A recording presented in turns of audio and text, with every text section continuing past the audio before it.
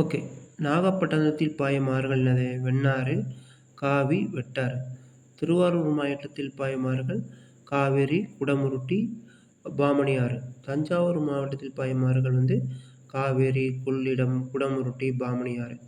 பெரம்பலூர் மாவட்டத்தில் பாயும் ஆறுகள் கொள்ளிடம். திருச்சிராப்பள்ளி மாவட்டத்தில் பாயும் ஆறுகள் காவேரி, கொள்ளிடம். அந்த முக்கம்பில் தான் பிரியும் காவேரி, கொள்ளிடம்.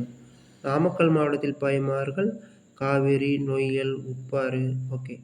சேலம் மாவட்டத்தில் பாயும் ஆறுகள் காவேரி, வசிட்டா நதி. ஓகேங்களா. நெக்ஸ்ட்டு தருமபுரி மாவட்டத்தில் பாயும் ஆறுகள் காவேரி, தென்பண்ணை. நெக்ஸ்ட்டு கிருஷ்ணகிரி மாவட்டத்தில் பாயும் ஆறுகள் தென்பண்ணை, தொப்பையாறு. ஈரோடு மாவட்டத்தில் பாயும் ஆறுகள் காவேரி, நொய்யல், பவானி, அமராவதி.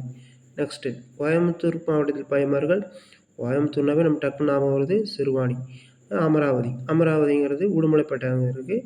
அங்கே தான் சைனீஸ் ஸ்கூல் கூட இருக்குது. ரைட்டு. திண்டுக்கல் மாவட்டத்தில் பாயும் ஆறுகள் அப்படின்னு பார்த்தீங்கன்னா மருதாறு, சண்முக ஆறு, பாலாறு, பெருந்தலாறு. மதுரை மாவட்டத்தில் பாயும் ஆறுகள் பார்த்தீங்கன்னா வைகை, பெரியாறு. தேனி மாவட்டத்தில் பாயும் ஆறுகள் வைகை, சுருளியாறு, மஞ்சளாறு, பெரியாறு.